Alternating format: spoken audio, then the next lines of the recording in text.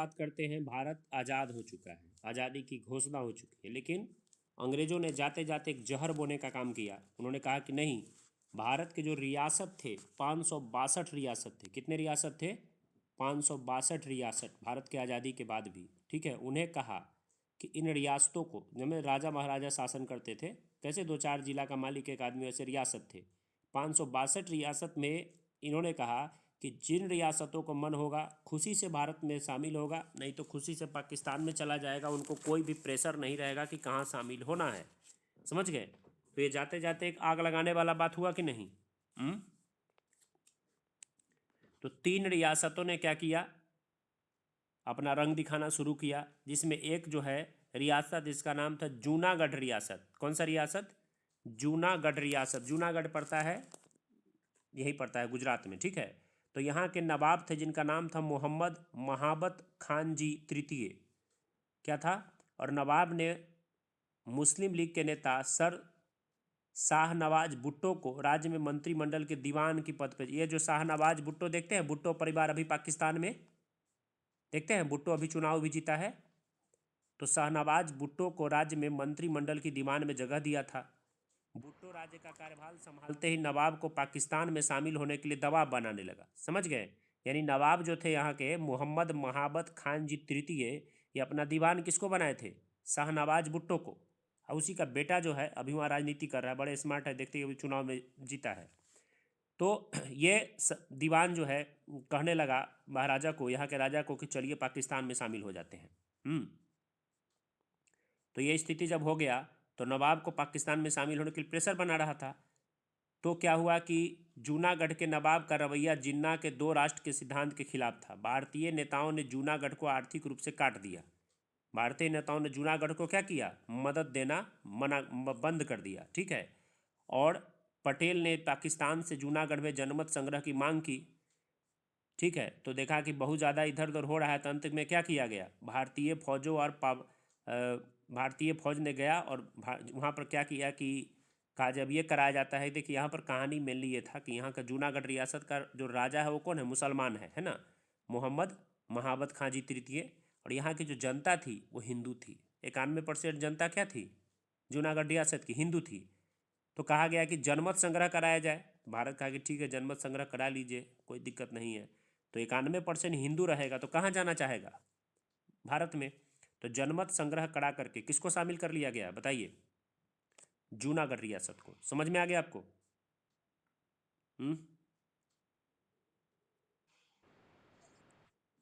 उसके बाद हम बात करते हैं जम्मू कश्मीर। तो क्या हुआ कि जम्मू कश्मीर, आप जानते हैं भारत और पाकिस्तान दोनों के सीमा पर है क्या? और यहाँ की जो जनसंख्या है, 75% जनसंख्या जम्मू कश्मीर की क्या है? यहाँ उल्टा केस है। 75% जनसंख्या यहाँ की मुस्लिम है। क्या है? मुस्लिम है। ठीक है, तो यहाँ अगर कहेगा पाकिस्तान की जनमत संग्रह कराइए तो क्या भारत कराएगा? बताइए। नहीं ना कराएगा। तो भारत जब जनमत संग्रह कराने से यहाँ इनकार कर रहा था तो पाकिस्तान को बर्दाश्त नहीं हुआ। कुत्ता जो होता है ना, कहावत है, उसके लंगड़ी में कितना भी घी लगा दीजिएगा उसका लंगड़ी टेढ़े रहता है ना कहावत जी।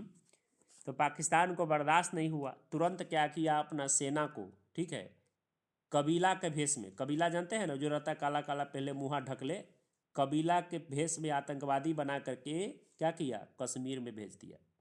और भेज करके वहाँ लूट पाट, दंगा, बलात्कार करवाने लगा, कांड करवाने लगा। तो वहाँ के जो राजा थे, 24 अक्टूबर 1947 को उनका राजा था महाराज हरि सिंह, नाम था। क्या नाम था? महाराज हरि सिंह। तो उन्होंने अपने मुख्यमंत्री मेहरचंद्र महाजन को बोले कि भारत सरकार को कहिए कि हमारा मदद करेगा, कि हम तो ये पाकिस्तान हमको ये कर रहा है। ठीक है, तो भारत सरकार बोले कि हम आपका मदद कैसे कर दें, आप मेरे साथ विलय पत्र पे साइन कीजिए, फिर देखिए हम मदद करते हैं। ठीक है, तो उन्होंने कहा कि ठीक है, मैं विलय पत्र पे साइन करने को क्या कर रहा हूँ? मंजूर कर रहा हूँ, मैं विलय पत्र पे साइन करूँगा। और घबरा करके महाराजा हरि सिंह ने 26 अक्टूबर 1947 को भारत के विलय प्रस्ताव पे साइन कर दिया। ठीक है, और 27 अक्टूबर 1947 को लॉर्ड माउंटबेटन ने मंजूरी दे दिया। ठीक है, तो अब क्या किया? भारतीय सेना ने श्रीनगर सहित कश्मीर के बड़े भागों पर पाकिस्तानी सेना को खदेड़ने का काम शुरू कर दिया। ठीक है, ये काम शुरू हो गया। और 31 अक्टूबर 1947 को एक अस्थायी संकटकालीन शासन का निर्माण किया गया। शेख अब्दुल्ला को क्या किया गया, वहाँ का प्रधान बना दिया गया। अब ये जो कहानी था, इसी बीच में सबसे बड़ा गलती किसने किया?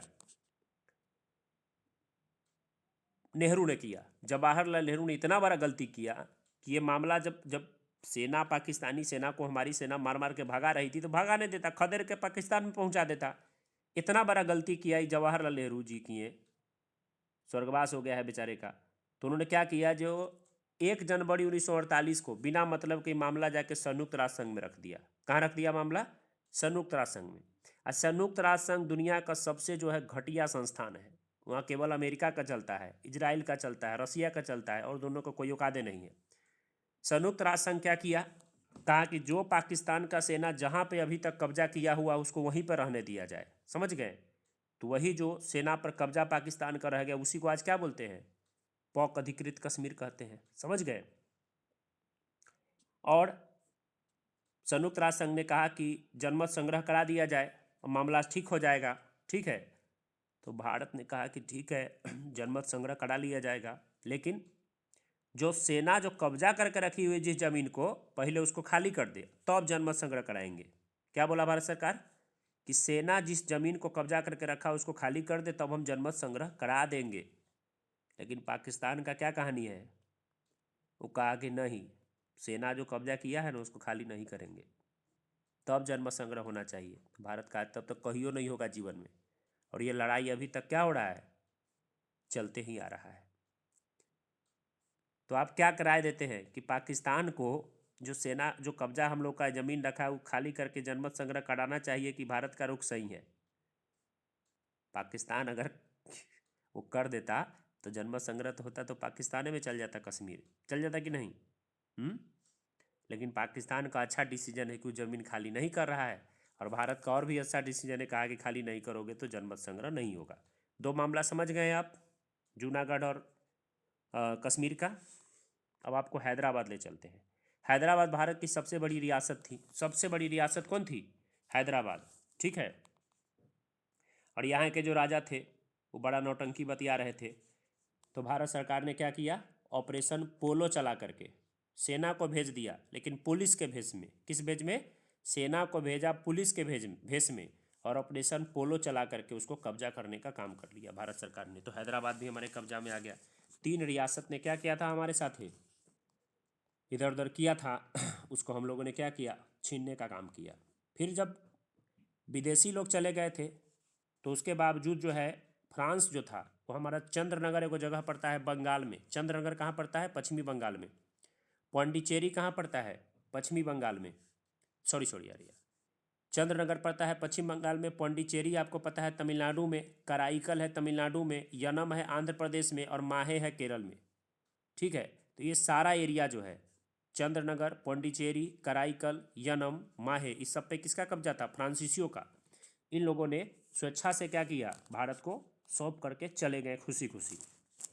और पुर्तगाली जो है वो कब्जा करके रखे हुए थे दादर नागर हवेली, दमन दीप, गोवा, नारोली, इसको छोड़ ही नहीं रहे थे। 1961 में क्या किया गया, भारत सरकार ने, ठीक है, सेना भेज करके इन लोगों को मार पीट करके क्या किया, ऑपरेशन विजय चलाने का काम किया। 18 दिसंबर 1961 को ऑपरेशन विजय चला करके 36 घंटे के ऑपरेशन के बाद इनको मार पीट करके भगाया गया। किनको भगाया गया?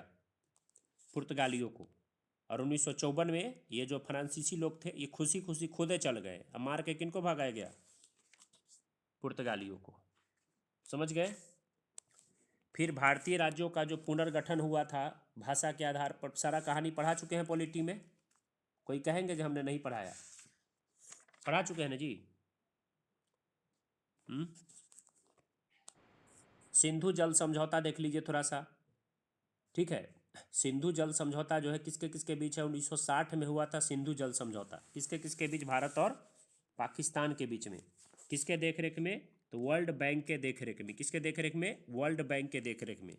3 नदी, सतलज, ब्यास और रावी, ये तीनों का पानी भारत यूज करेगा। किस नदी का? सिंधु जल समझौता कब हुआ? 1960 में। किसके देखरेख में? वर्ल्ड बैंक के देखरेख में। तीन नदी सतलज, ब्यास और रावी का पानी भारत यूज करेगा, और सिंधु, झेलम और चिनाब का पानी कौन यूज करेगा? पाकिस्तान यूज करेगा। सिंधु, झेलम और चिनाब का पानी कौन यूज करेगा जी? पाकिस्तान यूज करेगा। तो ये हो गया सिंधु जल समझौता। ठीक है, बताइए कोई दिक्कत? ये कुछ और था जो अच्छा अच्छा मैंने आपको बताने का काम किया। फिर हरित क्रांति, विदेश नीति, ये सब तो आप दूसरे चैप्टर में भी पढ़ लीजिएगा, कोई दिक्कत नहीं होगा। देखिए, लियाकत नेहरू भारत पाकिस्तान के बीच कुछ समझौता है जो बार बार आपको पूछता है। जैसे लियाकत नेहरू समझौता 1950 में हुआ था, इसको लियाकत नेहरू समझौता या दिल्ली पैक्ट कहते हैं। तो आज़ादी के बाद जो शरणार्थी का मामला था, अल्पसंख्यक का मामला था, संपत्ति का मामला था, इसके लिए समझौता कौन हुआ था? लियाकत नेहरू समझौता।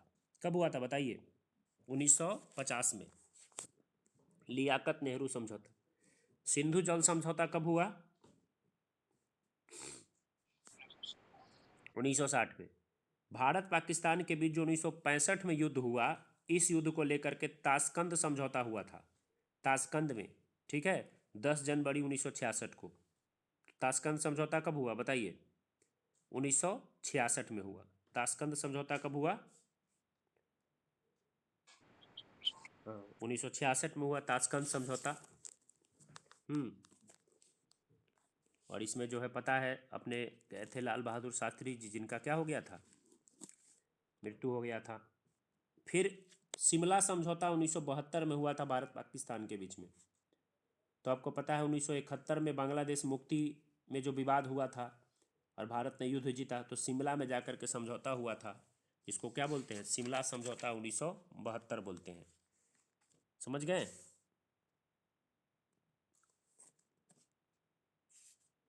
क्लियर है? चीन कब स्वतंत्र हुआ? साम्यवादी चीनी गणतंत्र की स्थापना कब हुई? 1 अक्टूबर 1949 को। कुछ सवाल है, देख लीजिए। धर्मगुरु दलाई लामा तिब्बत छोड़ करके भारत के शरण में कब आ गए? 1959 में आ गए। कब आ गए? 1959 में। चीन ने भारत पर कब अटैक किया था? तारीख पूछता है परीक्षा में। 20 अक्टूबर 1962 को। कब अटैक किया था? 20 अक्टूबर 1962 को। चीन जन गणतंत्र को मान्यता प्रदान करने वाला विश्व का पहला देश कौन है? भारत है। चीन को गणतंत्र को मान्यता देने वाला भारत, दुनिया का पहला देश कौन है? भारत है। ठीक है। भारत ने तिब्बत पर चीन के अधिकार को कब मान्यता दे दिया? 1954 में। कब दे दिया? तिब्बत पर जो चीन का कब्जा है, इसको भारत ने कब मान्यता दे दिया जी? 1954 में। भारत चीन सीमा विवाद से संबंधित कोलंबो प्रस्ताव कब आया था? 1962 में। अच्छा, तो चीन ने तिब्बत को कब कब्जा कर लिया था? 1950 में। कब कब्जा कर लिया था? 1950 में। पाकिस्तान ने कश्मीर पर अटैक कब किया? 22 अक्टूबर 1947 को। पंडित नेहरू संयुक्त राष्ट्र संघ में कश्मीर के मुद्दा को लेकर के कब चल गए? 1 जनवरी 1948 को। पंडित नेहरू को कश्मीर मुद्दा संयुक्त राष्ट्र संघ में ले जाने का सुझाव कौन दिया था? किससे सुझाव लिए थे? लॉर्ड माउंटबेटन से। ठीक है। भारत पाक के बीच ताशकंद समझौता कब हुआ बताइए? 10 जनवरी 1966 को।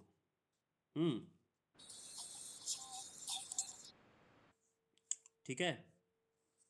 ताशकंद समझौता करवाने वाले सोवियत संघ के प्रधानमंत्री कौन थे? श्री कोसिगिन थे। कौन थे? कोसिगिन।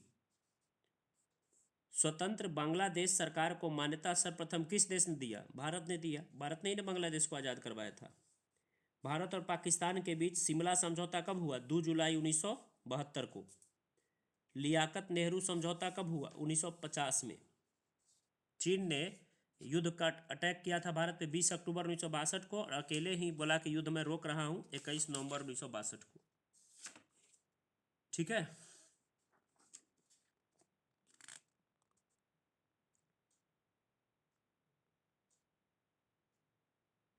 ठीक है, यहां तक कोई दिक्कत नहीं ना?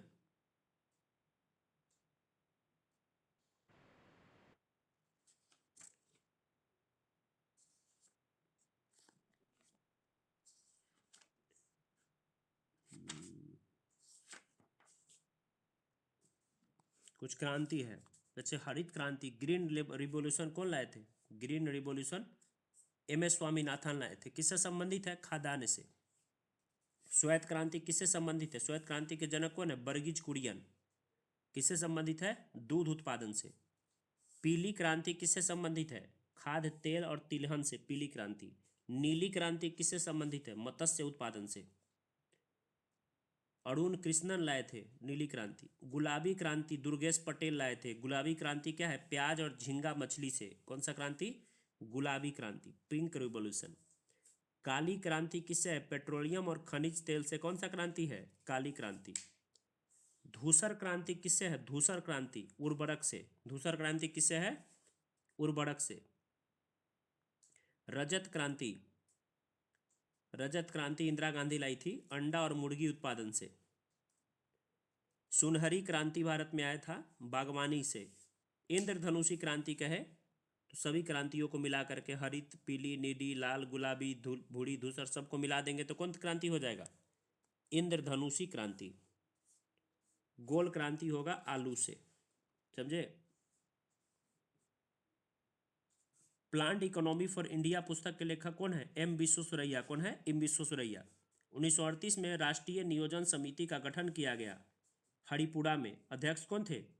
पंडित जवाहरलाल नेहरू। लेकिन हरिपुरा कांग्रेस की अध्यक्षता कौन किए थे? सुभाष चंद्र बोस। समझ गए? 8 उद्योगपतियों ने मिलकर बॉम्बे प्लान कब लाया? ये सब इकोनॉमिक्स में पढ़ाएंगे। 1944 में। सर्वोदय योजना कब कौन लाए थे? जयप्रकाश नारायण लाए थे 30 जनवरी 1950 को। सर्वोदय योजना कौन लाए थे? जयप्रकाश नारायण 30 जनवरी 1950 को। ठीक है। योजना आयोग का गठन कब किया गया? किस समिति के सिफारिश पे? बताइए। 15 मार्च 1950 को नियोगी समिति के सिफारिश पे। कौन आयोग आया? योजना आयोग। योजना आयोग के प्रथम उपाध्यक्ष कौन थे? बताइए। गुलजारी लाल नंदा। लेकिन योजना आयोग के प्रथम अध्यक्ष कौन होंगे? बताइए। पंडित जवाहरलाल नेहरू, क्योंकि योजना आयोग के अध्यक्ष कौन होते हैं? प्रधानमंत्री होते हैं। प्रथम पंचवर्षीय योजना किस मॉडल पे आधारित था? Harold Domar model. कौन मॉडल? Harold Domar model. दूसरा पंचवर्षीय योजना किस मॉडल पर था? नेहरू महालनोबिस मॉडल। महालनोबिस मॉडल पे। अच्छा, दूसरा पंचवर्षीय योजना में कौन कौन लौह इस्पात का संयंत्र लगा था? तो दुर्गापुर लगा था ब्रिटेन के सहयोग से। कहाँ लगा था? पश्चिम बंगाल में। राउरकेला लगा था जर्मनी के सहयोग से उड़ीसा में। और भिलाई लगा था ये भी लगा था रूस के सहयोग से। भिलाई कहाँ लगा था? रूस के सहयोग से छत्तीसगढ़ में। ठीक है। भारत में सार्वजनिक क्षेत्र का पहला एकीकृत इस्पात संयंत्र राउरकेला की स्थापना किसके सहयोग से हुआ था? बोले ना, जर्मनी के सहयोग से। तीसरा पंचवर्षीय योजना किसके मॉडल पे था?